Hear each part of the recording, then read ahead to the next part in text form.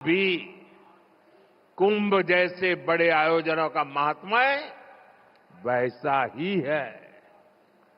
ऐसे आयोजनों से देश के कोने कोने में समाज में सकारात्मक संदेश जाता है।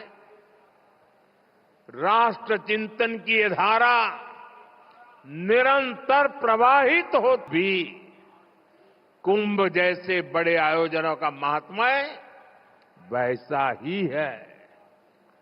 ऐसे आयोजनों से देश के कोने कोने में समाज में सकारात्मक संदेश जाता है।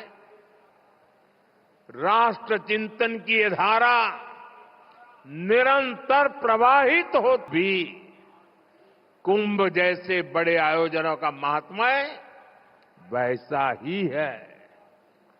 ऐसे आयोजनों से देश के कोने कोने में समाज में सकारात्मक संदेश जाता है।